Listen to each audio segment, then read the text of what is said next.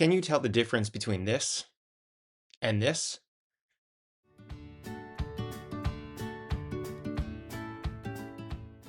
Hello and welcome back. My name is Adam Rosen. In today's video, I wanted to talk to you about recent events that have hit the news. So if you haven't seen the news lately, there were 4 patients that were injured in a Tennessee hospital from a medication error. And the reason that I made this video is because I'm sure you, like a lot of my friends and family members, have questions like, how does this happen? And unfortunately, after working in hospitals for 25 years, I can tell you that it does happen. Like mistakes do happen. Doctors, nurses, pharmacists are human, and humans make mistakes. And there are policies and procedures that are in place to try to prevent or mitigate these mistakes from happening. But when you're dealing with human beings, like you're not just making widgets, there is greater potential harm when a mistake is made. And, the British Medical Journal has looked at this. In 2016, they published a paper that showed that in the United States, the third leading cause of death were medical mistakes or medical errors. And this happens. And jumping forward into the recent events, like from an anesthesia standpoint, you say, well, how does this happen? Well, if you're an anesthesiologist and you're working all day in a room in the operating room and you open up a drawer that is filled with medications of all different types, and you reach into a particular part of that drawer to grab the medicine that you're used to grabbing over and over again, you can see how all of these vials look very, very similar. And there is no standardization. Like here are different vials of potassium. So if you look at these different vials, they're all basically the same drug and they look completely different. And then if you talk about local anesthetics like Marcaine or bupivacaine, again, the vials can look very, very different with the same medication.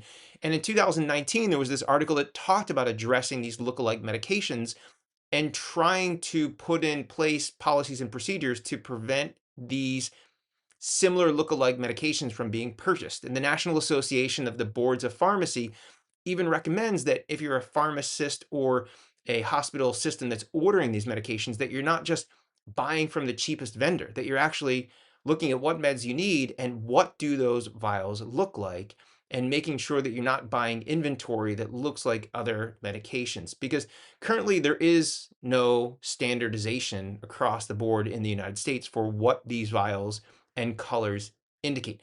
The Anesthesia Patient Safety Forum actually has a website where if you work in a hospital and you run into medications that look really, really similar that could be potentially deadly or harmful, you can actually post pictures to alert other people.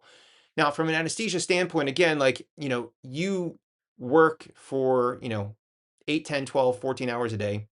You're working 5, 6 days a week. You're working 10, 20 years. You're used to going into the same drawer and finding the same medications that are stocked by the same pharmacist.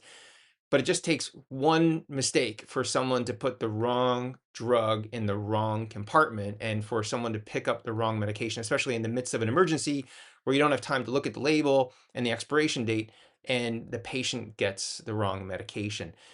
So if you are interested in doing more, like call your state legislator and write a letter and say, hey, there should be things in place that standardize, like all antibiotics have this color cap, and like all heart medications have this color cap, and all local anesthetics have this color cap.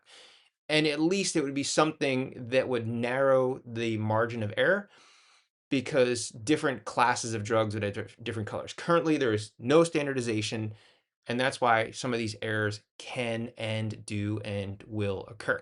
So if you have had experience with ways of preventing errors, whether or not you're a patient or you work in the healthcare field, leave a note in the comment section. Now, one kind of public service announcement that I will leave you with is that if you're a patient in a hospital and somebody brings you that little paper cup with a pill in it or a syringe that they're going to inject medicine, stop, ask, what is the medication? Why are you giving it to me? And if it's the first time that you're receiving a medication, it's completely reasonable to ask what are potential side effects before they give you that medication. And it's just one way that you can be your own best advocate and possibly prevent a medication error.